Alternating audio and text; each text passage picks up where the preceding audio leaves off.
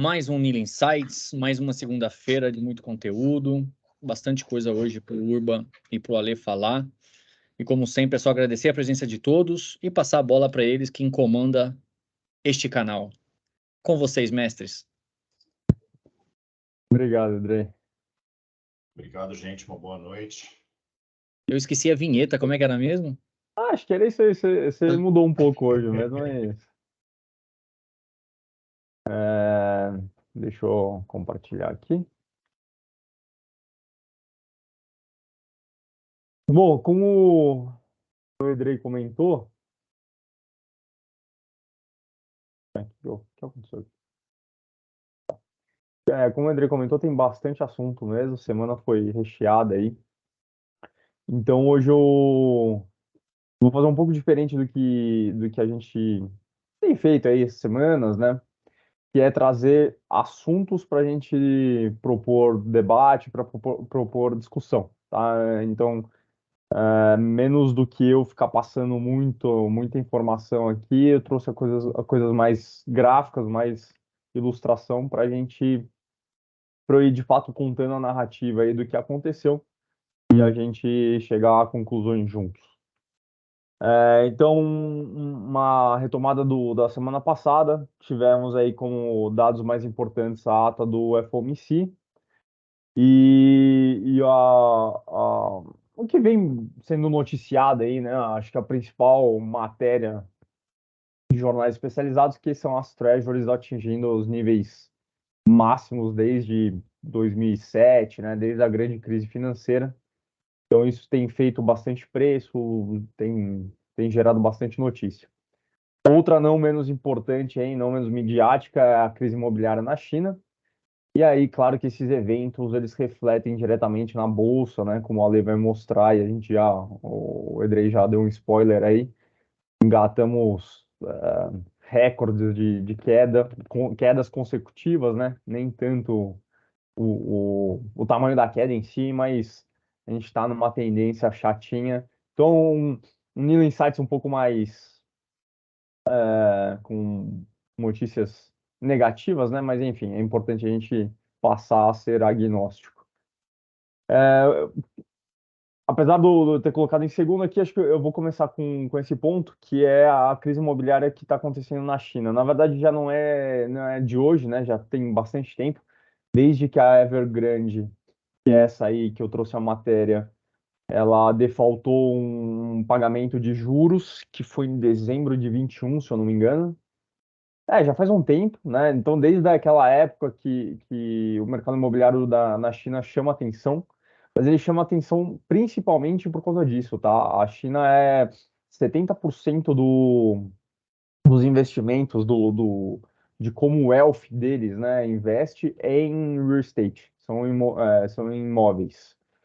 Eu não tenho o número exato agora, mas o tamanho do real estate lá equivale a 2, 3 vezes o PIB da China. É um negócio monstruoso, né? Seria a maior bolha de todos os tempos. E aí, então, durante a semana, se não me engano, quinta-feira, a Evergrande puxou aí esse, essa arma, né, de declarar falência segundo o capítulo 15 lá das leis em Nova York, nos Estados Unidos, que é basicamente a nossa recuperação judicial, né? Então, pô, tô devendo aí, mas é uma proteção contra credor para arrumar a casa e ter a possibilidade de pagar. Na semana passada eu já tinha trazido um gráfico sobre o tamanho, né, dessas imobiliárias, e principalmente por tamanho de projeto. A Evergrande é uma das maiores, mas não é a maior. A maior é a Country Garden, que já começou a ter problemas também. Então, assim, é um desafio grande que a China está passando. Já cansamos de falar sobre China aqui também, uma geografia que eu acompanho bastante. Então, tem toda aquela questão do crescimento e principalmente investimento em infraestrutura, criando cidade fantasma. Então, é um ponto para a gente ficar atento. Fora isso, todos os indicadores antecedentes de economia estão vindo abaixo do esperado, né? Então, a economia chinesa está mostrando mesmo um enfraquecimento e o governo segundo o mercado, meio apático nas suas ações, né? Então, sem estimular muito monetariamente, nem fiscalmente. E aí a gente vê essas notícias aí cada vez mais. No gráfico da direita eu trago é 1 minuto de silêncio, né, para essa imagem aqui, que é o retorno dos investimentos em real estate, né, de high yield, caindo 82% desde maio de 21. Então acho que, se eu não me engano, foi isso. A Evergrande defaultou mais ou menos por aqui, né? Final de 21. E aí essa derrocada aí caindo, pô, 82% é basicamente voltando pro nível 100, né? É,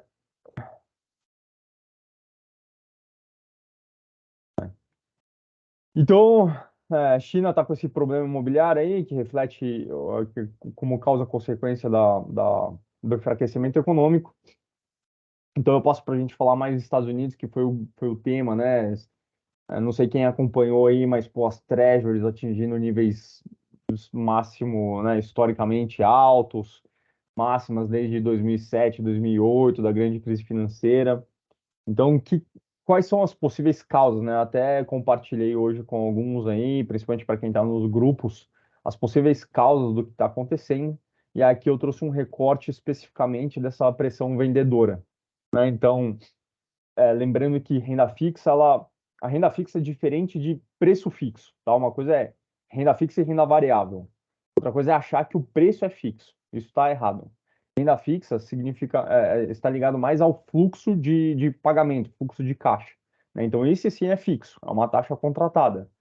Um exemplo mais fácil seria uma pré-fixada bullet, né? Então, a gente entra num papel que vai te pagar 12% ao ano por 2 anos. Pô, isso é fixo, é 12% ao ano por 2 anos. Agora, o preço dela oscila, né? A Treasury acontece isso, é um ativo de renda fixa, cujo preço oscila, e aí, N motivos, né? Alguns que, como eu disse, eu mandei, já compartilhei com vocês. Esse seria o motivo da pressão de oferta e demanda, né? Então, tem mais vendedores do que compradores, obviamente o preço cai, e aí o preço é inversamente proporcional à taxa, né? Então, se o preço cai, a taxa sobe. Por isso que a gente vê aí as matérias de as maiores taxas desde não sei o quê. E aí eu trouxe aqui alguns dos players que estão na ponta vendedora, né? Então, a China diminui bastante o balanço dela desde muito tempo, né? Mas intensificado aqui 21, 22. Aí tem N motivos. A China está precisando de dinheiro. Foi desdobramento do que aconteceu com o conflito da Rússia e da Ucrânia, né? As sanções que os Estados Unidos, que o mundo ocidental colocou na Rússia. A China ficou em alerta. Então ela vem diminuindo o balanço dela, vem vendendo essas a custódia, né, que ela tem de Treasury, US Treasuries. Então, aqui, ó, desde 2008, né, onde atingiu o pico, que ela vem diminuindo. Ah, não, desculpa, o pico em 2013, ela vem diminuindo. Outro, o Japão, né? Então, assim como a China, o Japão também tem, no mínimo, não comprado tanto, mas também tem vendido, porque a gente, umas 2, 3 semanas atrás, eu trouxe também o caso do Japão. O Japão, ele controlava a curva de juros deles, principalmente o vencimento de 10 anos. Então, mantinha muito baixo, né, os juros lá, porque é um país que conviveu com deflação por décadas. E agora a coisa tá ficando um pouco diferente.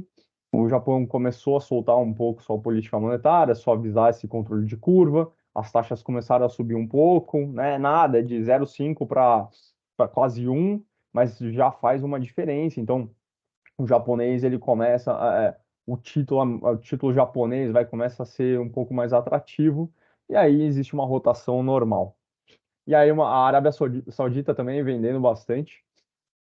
Esse é mais uma questão curiosidade aqui do que qualquer outra coisa, mas tá na ponta. Então, assim, Rússia, China, Japão, Arábia Saudita, todas vendendo o próprio Fed, né? Então, eu coloquei aqui até no título, o próprio Fed está diminuindo o balanço dele, passou anos e anos comprando, intensificou no pós-pandemia, e agora vem diminuindo o balanço porque não é simples, né, manter o balanço do tamanho que é os Estados Unidos. Eu tenho, nos próximos slides, a gente vai ver um gráfico especificamente sobre isso. Então, aqui a gente atinge, né, os juros de 10 anos, que é o principal. Esse vencimento de 10 anos é o que geralmente a gente usa é o mais importante, é o que a gente usa como comparação, é o que vai em valuation de empresa, é o que vai determinar financiamento de longo prazo, mercado de capitais, é um dos vencimentos mais importantes. Então ele é simbólico aqui, né, icônico, quando ele atinge níveis desde 2007. Então, como eu disse, por várias razões, principalmente excesso de vendedores.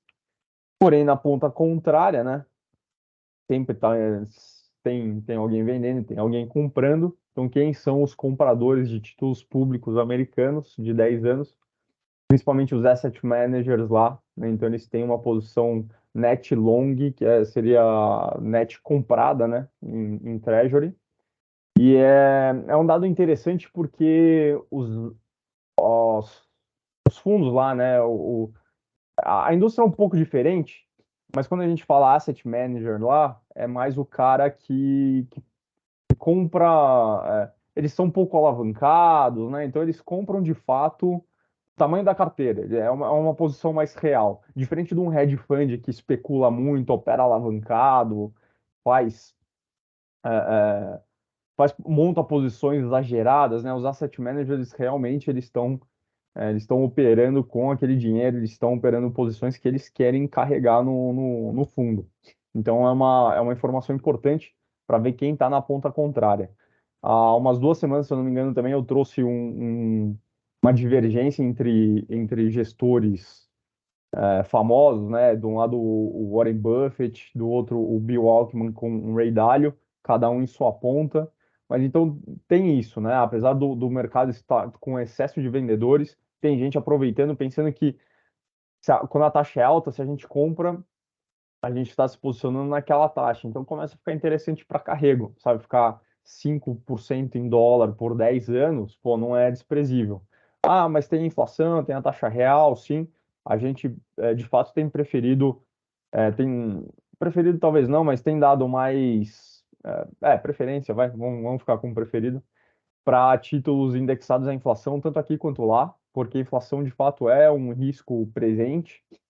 O mundo entrou numa fase mais inflacionária, então esse é o risco de longo prazo mesmo para as economias. E é por isso a gente tem dado preferência para ativos que negociam inflação mais a taxa real. Mas ficar em nominal também não está ruim. É isso, ficar, pô, 5% em dólar por 10 anos me parece um bom negócio para essa moçada aí também. Aí a gente volta um pouco dos riscos, né, de tamanho de balanço nos Estados Unidos, coisa que a gente já vem falando também há bastante tempo, é uma visão que eu tenho de essa aí que o gráfico está mostrando a projeção do endividamento americano em relação à PIB, né? Então, o famoso dívida PIB, chegando a 200% em 2050. Pô, 2050 está longe, projeção é projeção, mas enfim, nada mais é do que a tendência que a gente está vendo de curto prazo, né? Os Estados Unidos é expansionista, fiscalmente falando, né? Então, por, por um lado, a política monetária está contracionista, com o Fed subindo taxa, mas pelo outro, eles ainda estão expandindo fiscalmente. E aí a conta é simples, né? Alguém tem que pagar essa conta, eles se financiam via dívida. O outro motivo, né, pelo qual o qual eu já compartilhei lá no grupo, que é quando o país está endividado e continua se financiando via dívida, os mercados, os investidores exigem prêmio maior. Então, isso também é um fator que faz com que as taxas dos títulos públicos americanos subam. Então, tudo bem até aqui. Se alguém quiser, enfim, se tiver pergunta, quiser interromper aí, fica à vontade. Mas esse era o apanhado geral do que está acontecendo com a renda fixa e o que está os motivos pelos quais aí a gente tem visto taxas elevadas, né, historicamente altas aí nos Estados Unidos. Aqui eu trouxe então um pouco do outro lado, da parte de renda variável, uns dados interessantes que o BTG divulgou essa semana, que é a alocação setorial no mercado de ações, né? Então, como os investidores institucionais estão se posicionando no mercado de ações lá na bolsa de valores deles. E aí a gente vê que 25% da posição dos fundos está em tecnologia com uma variação, uma variação trimestre a trimestre de 1,5, né? Então é uma posição grande, o dobro da segunda e aumentando. Tá aumentando o posicionamento mesmo, não o tamanho, né? Eu poderia falar, né, porque está valorizando. Não, eles estão colocando ficha aí no setor. Também vou ser agnóstico aqui, é um setor que de fato está puxando bastante capital, está puxando investimento. Se é caro ou barato, a gente pode discutir isso em outro momento. Seguido de saúde, outros financeiro. Financeiro é uma posição interessante, tá? A gente recomenda a alocação do setor financeiro lá nos Estados Unidos. Enfim, mas o grande destaque vai para tecnologia mesmo, não tem jeito. Aqui uma, uma visão é, é o mesmo tema, uma visão diferente, né, em relação a o que os fundos, né, o que os investidores institucionais estão sobrealocados ou subalocados versus o benchmark, que é o próprio S&P.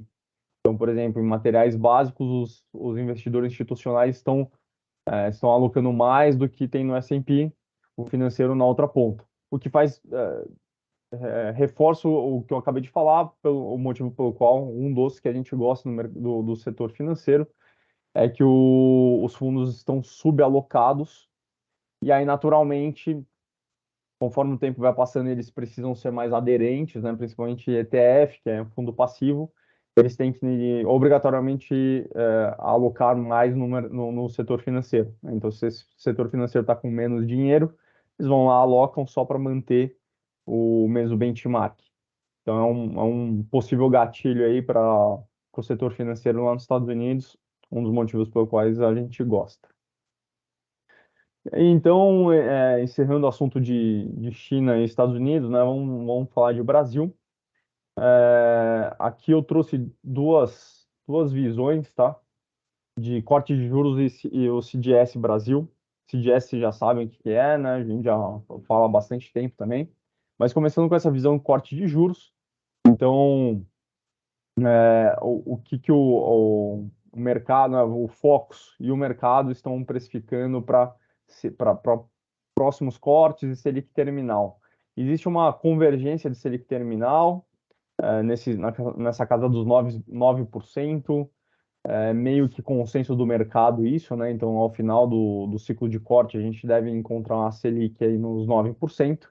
Agora, a trajetória até lá, o mercado tem divergido da própria pesquisa Focus.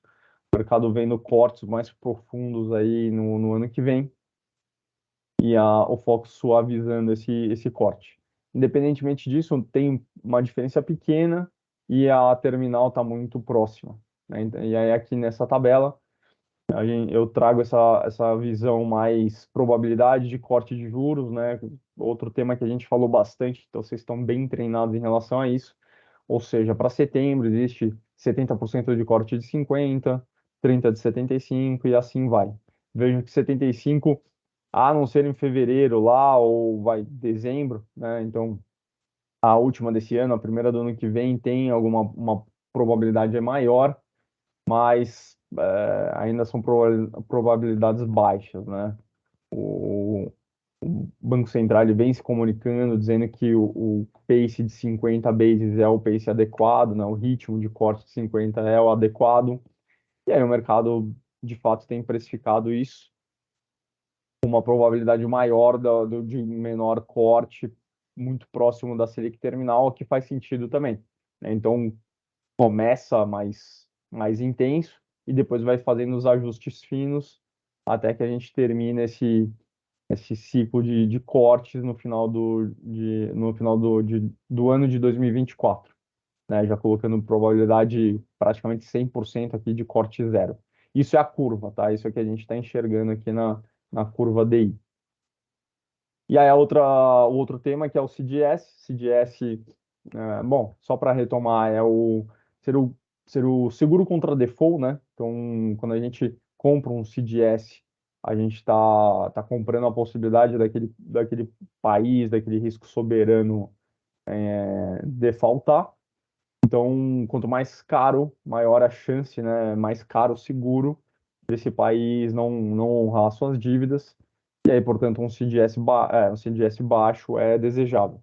E aqui eu trouxe que assim, a gente tem falado sobre isso, sobre esse tema. A Fitch melhorou o outlook para risco de crédito do Brasil, isso ajudou, né? Então, o Brasil está, de fato, numa tendência de queda aí do CDS, porém, a gente não está sozinho, né? Então, a África do Sul um pouco mais errático aqui, mas toda a Latam tem experimentado essa correção de CDS. E aí, aqui, o CDS de 10 anos comparado Comparado não, né? CDS de 10 anos para as notas de crédito da Fitch e a variação no ano. Então, CDS da Grécia, que é um duplo B, ela caiu 35%, né, o preço dela. Ou seja, é bom. Quando cai, é bom. Romênia, a mesma coisa, tá? E a gente viu aqui nesse recorte só Guatemala e Colômbia, que tem uma nota de crédito pior, basicamente de lado, né? Subindo 2% no ano. E aí, Brasil, o CDS corrigiu bem, né? Então, é o que a gente viu aqui desde dezembro. Ele corrigiu bem, atingindo o pico mais ou menos em março, final de fevereiro, caindo 20% no ano, tá? Isso é importante para a percepção de prêmio de risco. Então, o CDS muito alto faz com que a dívida do país que os investidores exijam muito prêmio, né, para investir nos títulos soberanos. Então, o Tesouro acaba se financiando muito caro. Então, CDS em queda é bom. Enfim, apesar disso tudo, né, apesar dessa temática, a gente vê que o juro aqui no Brasil ele já caiu bastante em relação aos pares, né? Ou pelo menos a comparativos. Então, o que a gente chama de diferencial de juros, porque a gente não está isolado no mundo, não adianta cortar juros aqui, se o mundo inteiro não está cortando, esse diferencial cai. Então, por exemplo, o Brasil contra os Estados Unidos, a média é de 10 pontos, a gente já está em 5. Brasil e México, a média de 5, a gente está tá no par, né? Então, nesse recorte aqui, Estados Unidos, México, Chile e Colômbia, a gente vê que, tirando o Chile que está um pouquinho próximo, que existe aqui uma amplitude, sim, de diferença de pontos. Esse diferencial de juros, ele é determinante principalmente para câmbio, por exemplo. Então, se o diferencial de juros Brasil contra Estados Unidos não está dos mais altos, não existe muito incentivo para você carregar o CDI quando você pode estar numa Treasury, né? Então, isso é relevante para um monte de coisa, mas principalmente câmbio. E é aqui uma análise gráfica, né, da mesma informação aqui, diferencial de juros de 10 anos, Brasil contra os Estados Unidos, e ver que a gente está a níveis realmente historicamente baixos. Tá? Aqui é 2020, enfim, tá mais ou menos em linha aí com os níveis mais baixos desses últimos 10, 15 anos. E aí, aqui é a rentabilidade do Kit Brasil. Kit Brasil é legal esse termo, né? Que é basicamente o Ibovespa, dólar, uma NTNB e um juro nominal. Não necessariamente esses ativos estão sempre dentro do Kit. Aqui a casa que fez esse estudo está considerando 25% para cada. E aí a gente vê que, vamos considerar esse ano, e o Kit Brasil esse ano tem pago bons retornos, né? Rendendo 10% no acumulado do ano. Esse mês de agosto um pouquinho pior, principalmente por conta desses dois, né? Ibovespa e dólar, eles estão judiando aí das posições. Mas é que a gente já teve uma rentabilidade expressiva desse kit. Olhando no histórico, tá mais ou menos. Assim, ninguém vai reclamar de ganhar 10% em 8 meses, 7 meses num kit Brasil. Ah, tá bom, já deu 30%? Sim, mas se a gente olhar contra outros anos aqui, 10% não tá ruim. Então, acho que qual a conclusão que a gente consegue chegar nisso é as oportunidades ainda estão aí, né? Tudo que deu certo até aqui provavelmente vai continuar dando certo, porém numa magnitude menor, né? Então, a bolsa, né, já foi muito mais barata, já foi muito mais fácil. Dólar já foi muito mais alto.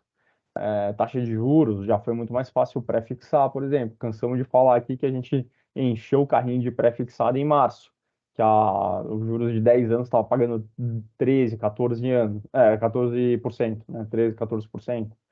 Então, mas as posições mudaram um pouco, né? As alocações mudaram um pouco, é só que o esforço marginal agora fica maior. Mas tá acabando o suco, né? Então a gente precisa espremer mais. Apesar disso, ainda existe prêmio de longo prazo, né? Então, as curvas já fecharam bastante, o diferencial de juros fechou bastante, tudo que a gente acabou de falar. Porém, o que esse gráfico está mostrando que a taxa de 10 anos contra a de 2, esses vértices também são bem importantes, tá? Eu já falei da importância dos 10 anos, os 2 anos também são importantes porque geralmente ele que marca um ciclo econômico, né? Então, um efeito, por exemplo, efeito defasado de política monetária, a gente vai ver o efeito total depois de 18, 24 meses. Então, essa taxa de 2 anos ela é importante aqui contra a taxa de 10. Então, a gente vê que numa média móvel de 3 meses, o comportamento, né, desse diferencial de taxa. Aí estamos falando só de Brasil mesmo, taxa de 2 anos Brasil contra de 10 anos Brasil. Então, que esse prêmio ele já corrigiu bastante, como eu disse. No começo do ano foi muito mais fácil aproveitar essas oportunidades, corrigiu bastante, mas nada fez do que voltar à média, né? Então, essas linhas aqui estão marcando os desvios padrões, então tá na média. Tem oportunidade ainda? Tem, né? Porque pode continuar o movimento aqui para um desvio o desvio do piso, mas já foi muito mais fácil, né? Esse é o meu ponto. O que deu certo até agora provavelmente vai continuar dando, mas em menor magnitude. Acho que o Edei, a gente teve um caso aí mais ou menos em comum, né? De um cara que acho que seu conhecido, que eu respondi um e-mail, até apareceu um e-mail na minha caixa sobre juro longo. Então, isso ilustra bem. Foi o que eu disse lá no e-mail, né? Já, o grosso do movimento já foi. Quem ia ganhar o dinheiro grande já ganhou. Agora é movimento marginal. Não dá para achar que ele vai necessariamente dobrar esse movimento aqui e chegar no desvio de baixo, né? Pode ficar na média, entendeu? Ele pode ficar oscilando aqui em torno da média, e aí o grosso do movimento já foi. Dito isso, né, então encerro todas as minhas análises macro aí de países, de títulos soberanos e notícias. Quero trazer só para terminar um view de commodity. Commodity é algo que a gente sempre está de olho também, se tem alocação e é importante acompanhar. Então, o comportamento de preço desse ano, né, de janeiro até aqui, açúcar com uma alta bem expressiva, né, por motivos ligados à produção e exportação, Índia, Brasil, se eu não me engano, bom, esqueci o segundo lugar aí, mas principalmente Índia e Brasil. E aí nas pontas de baixo, café também tem uma questão de produção, mas gás natural, é uma correção do movimento que aconteceu durante o conflito Rússia-Ucrânia, né? Então, uma commodity que explodiu de preço e agora veio corrigindo o valor.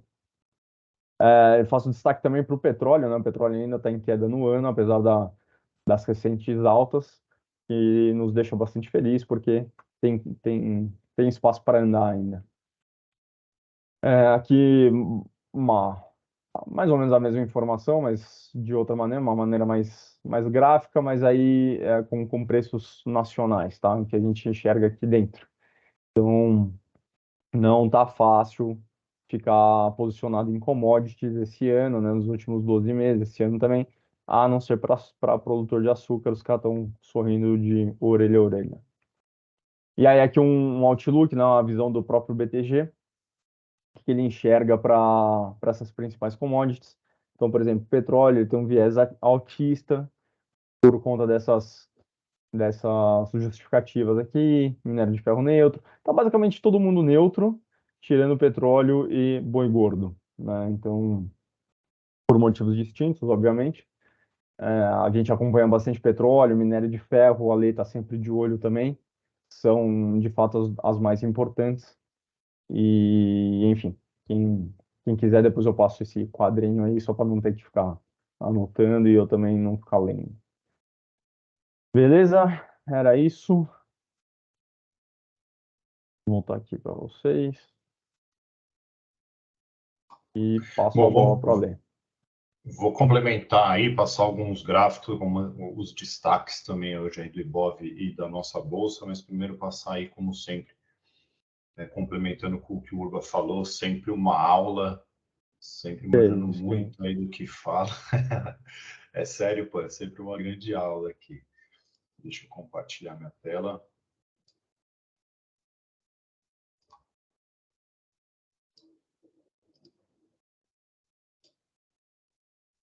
Bom, então vamos lá. Você começou falando muito ali do título de 10 anos dos Estados Unidos. Eu acompanho, sempre mando ali no Bom Dia, né? E de fato, tá rompendo aqui um topinho importante. Eu vou até colocar aqui no semanal. A gente vê que o negócio está feio, né? Eu tenho um terceiro alvo bem mais acima, na casa dos 5,25. E depois eu vou até mostrar para vocês como funcionam esses alvos, né? O S&P hoje fez uma movimentação muito bonita de recuperação no intraday, não quer dizer muita coisa, mas para demonstrar que, de fato, esse tipo de projeção, quando tem tudo tecnicamente ajustado, tende a buscar. E está rompendo, de fato, né? Está acima de todas as médias, tudo apontando para cima. Então, 5,25 é um alvo aí provável para as treasuries de 10 anos. Querendo ou não, né, fica interessante o carrego da renda fixa nos Estados Unidos.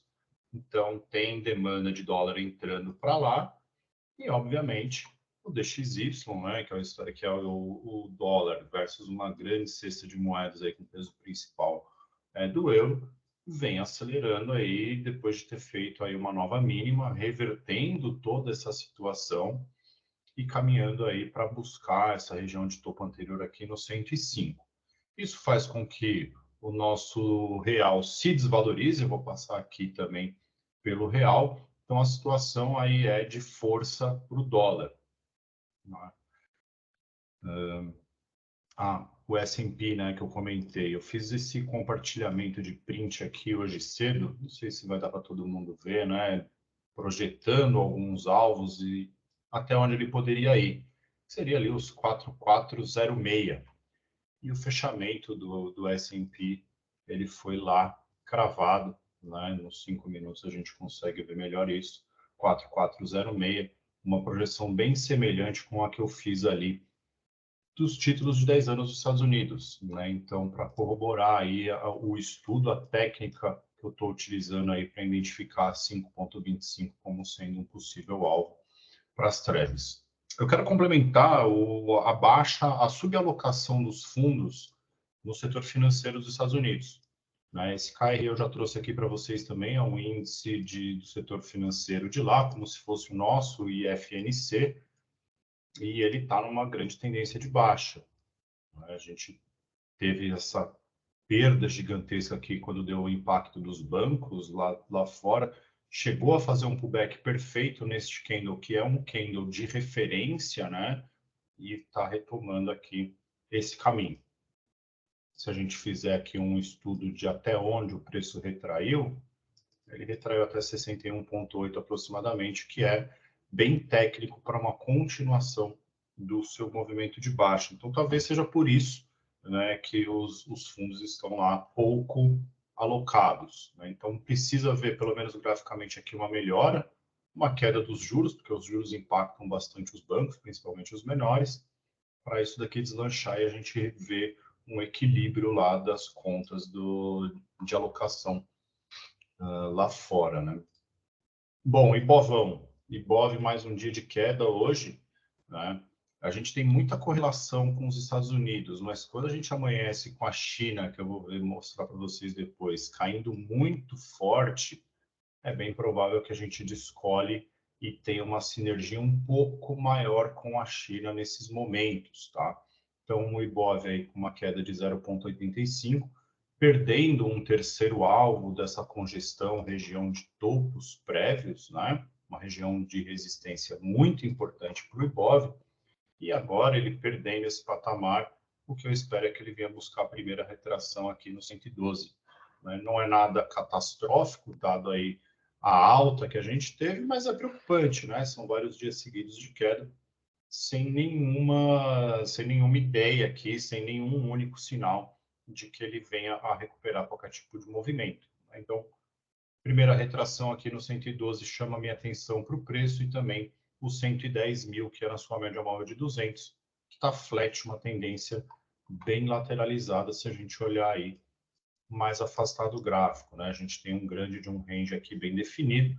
É um range chato, né? Pô, assusta de pensar no Ibov a 95, 97 mil pontos, mas seria tecnicamente aceitável, né? Vir fazer um novo teste aqui nessa região. Essa é uma região que não pode ser perdida de jeito nenhum, tá? Voltando ali novamente com relação à alocação em tecnologia, né? Os fundos estão ultra alocados lá, praticamente 25% alocado em tecnologia, e aí é a Nasdaq que manda no jogo, né? Então, Nasdaq está fazendo um movimento corretivo, né? Já está trabalhando abaixo de todas as médias, conseguiu se segurar aqui nesse seu último fundo, né? Fez um teste perfeito aqui, está tentando reagir, né? Está tentando reagir. Não acredito que venha a romper topo aqui, fazer novas máximas no ano. A expectativa fica praticamente igual a do Ibov, fazendo topos e fundos descendentes, né? Perdendo esse fundo aqui, o próximo patamar aqui de parada seria nos 14.250. Então, os fundos lá tirando um pouquinho de tecnologia, fazendo uma readequação para o financeiro, a Nasdaq tende a cair aí de forma mais intensa. O industrial tende a recuperar e o S&P, como tem um peso muito grande também de tech, não deve mudar muito aí o seu cenário, deve ficar aqui também por volta dessa primeira retração aqui. Nosso dólar, eu tenho aqui também aquele estudo já de longa data. Cadê? Aqui. Voltar lá para o mensal, né? Eu tinha uma expectativa forte do dólar vir buscar o patamar dos 4,30, né? O gráfico mensal aqui, e pô, não conseguiu ainda, né? Não conseguiu, sentiu pressão aqui na região dos 4,70, 4,50 aproximadamente. Então, coloco num grande range. Né? Então, um fundo bem definido em 4,70 e não seria nada difícil ver ali testar os 5,70. Né? Numa grande movimentação de range até que ela seja rompida, tá? Bom, destaques aí do Ibov, hoje é um dia feio para o Ibov, só 13 ações dentro da cesta do Ibov subiram. A maior alta, por incrível que pareça, foi Pets, uma alta de 2,45%, não desfaz a tendência de baixa em que o papel está. Então, estou trazendo aqui um pouco mais por curiosidade, porque foi um destaque positivo, por incrível que pareça, no dia de hoje. Um repiquezinho aqui na minha visão, perdeu o fundo com bastante força, está buscando um realinhamento com as suas médias. Pets, um case aí que também está muito atrelado aos juros, né? E qualquer compra só ficaria interessante a partir aqui do 7,69, rompendo esse topo. O destaque negativo foi para Qualicorp, caindo aí 4,17, pesando bastante aí no nosso Ibov, uma tendência de baixa de muito tempo, fez um repique, tentou buscar aqui a sua média móvel de 200, que está guiando o preço e não só a tendência, estão caindo bem forte aí. Qualicorp tem tudo para perder o fundo prévio e buscar cotações mais inferiores aqui. E das ações listadas como um todo, não é? Aqui chamou mais atenção aí quem conseguiu se posicionar. Gafisa subiu aí 14,31% hoje, mas assim, é uma small cap praticamente, não tem tanta liquidez, né? Qualquer dedo gordo traz um pouco mais de movimento, não tinha nenhum sinal claro aqui de compra, seria uma baita sorte, mas eu trouxe aí para vocês para um destaque 14,31 de alta aí no dia de hoje. Não é recomendação, a tendência do papel continua de baixo, teria que se manter acima da 200 para pensar aí numa posição dentro do papel. Vou ver se tem alguma pergunta aqui no chat. Não tem. Bom, esses foram os destaques aí, pessoal, que eu gostaria de trazer, complementando aí um pouco da aula do Urba e alguns destaques aí, também a minha interpretação do mercado para essa semana. Então, cautela, o Ibov está em tendência de baixa, tende a continuar caindo, sim, pelos próximos dias, pelo menos. Vai ser o mês do desgosto. Agosto, mês do desgosto.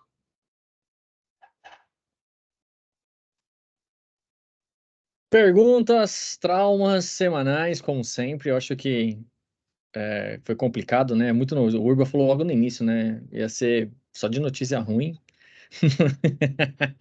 Mas dá para ganhar dinheiro com notícia ruim também, né? Então, Ah, sem dúvida, acho sem que dá para ganhar dúvida. mais dinheiro com notícia ruim do que com notícia boa, não é? Diz aí. Cara, a venda ela é mais rápida, né? Ela atinge seus alvos ali de forma muito mais acelerada, porque o pessoal age no medo, né? Quando é uma subida, putz, será que é? Será que não é? Fica esperando e tal. Então ela é um pouco mais lenta. A queda é sempre de elevador, sempre, sempre. Pessoal, eu esqueci de falar aqui amanhã, né? Vai ter divulgação importante aqui no Brasil, que é a receita tributária. Está marcado aqui como 3 estrelas e deve ser, né? Porque a receita tributária tem que ser elevada, né? Porque senão a gente entra aí mais em dívidas, gera pressão em todos os cantos da economia, então é importante aí que a gente tenha um número bem positivo, uma projeção de 203 bi. Vamos ver. E já que a gente está retomando a agenda, eu também esqueci de falar que acho que quinta-feira começa o Jackson Hole, né? Que é o evento mais Importante. importante da semana aí, onde o Jerome Powell vai ter a oportunidade de falar bastante. Aí acaba se posicionando, dando pistas aí dos próximos passos. Até para falar da nossa visão, eu considero que o Fed não vai precisar mais agir. Se for agir, vai subir mais uma de 25 naquele esquema de igual da última reunião, né? Que uma reunião ele pulou, na outra ele subiu 25.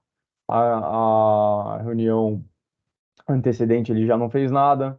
Então, seguindo o padrão, ele aumentaria 25 nessa. Mas a gente está muito próximo do fim de elevação de taxa de juros lá também. Agora a questão é saber não, né? Entender quanto tempo esses juros vão ficar altos por lá. É um outro motivo pelo qual as Treasuries de 10 anos estão, não só as de 10 anos, né? Mas a curva inteira está corrigindo o preço, porque a recessão era precificada nos Estados Unidos, aparentemente ou ela foi adiada ou foi muito suavizada, então o Fed não precisaria cortar a taxa de juros tão rápido lá, ou pelo menos tanto, e aí a curva dá aquela achatada, né? Ela estava inclinada, os vértices longos sobem e dão uma achatada. E aí, e só para terminar, Edrei, eu comentei do e-mail misterioso aí, chegou, né? Acabou de chegar, você viu? Por Credo. coincidência. Não, e é legal também, é aquela coisa, né? Assim, o americano tava aprendendo a lidar com inflação, mas é bom que eles aprendem rápido, né? Não é aquela coisa que a gente demorou alguns anos para aprender, não. Rapidinho eles já pegaram essa curva de aprendizado. Também é só olhar para baixo, né? Olhou para baixo. Por aí. O que os caras estão Bem por fazendo aí. lá? Olhou para baixo, viu a gente, já era. Só imitar. Bem por aí. É. O problema é que a taxa deles também está puxando a nossa, né? A gente está aí praticamente 1, 2, 3, 4, 5, praticamente 5 dias seguidos aí de alta no nosso DI futuro. Hoje a curva estressou bem aqui também, né? O que corroborou para a queda da nossa bolsa por mais um dia aí. Então tá bem feio nosso DI futuro também, a nossa curva tá ficando estressada. Atrasou também a minha previsão de queda do dólar, né? Então, mas atrasou só um pouco, uns meses aí, né? Cara, Mas que quem vai chegar o quem número, ele acertar vai. dólar, quem acerta dólar, meu amigo, é um gênio, é um gênio. O cara Já tem sou que ser eu. estudado, porque é difícil demais. Não, mas a gente já imaginava, até o Urba brinca bastante, a gente tem. Eu sou eu sou que nem a Dilma, né? Não sou nem contra nem a favor, muito pelo contrário. Então eu defendo. Boa. Mas eu defendo duas posições assim numa dualidade, mas eu consigo defender bem no meio ali que dá certo nessa questão do dólar, apostar, acreditar no Brasil e investir no dólar ao mesmo tempo. Então, mas eu acho que era isso. Alguém tem alguma dúvida, algum case, algum caso para trazer que queira. Gente, lembrando, sempre fiquem à vontade disso. Às vezes um cliente pergunta, ó, o cliente me mandou uma carteira aqui, tô com essa carteira do cliente aqui, o que vocês acham? O ideal é mandar antes, porque aí consegue o Ale e o Urba dar uma olhada, até para conseguir falar bem, mas para a gente discutir no macro, ver o que acha para poder evoluir nesse assunto. Eu vou encerrar a gravação. Obrigado à presença de todos por mais uma segunda. Agora a gente vai para o off, onde as informações e as pérolas são contadas. E obrigado à presença de todos. Espera aí.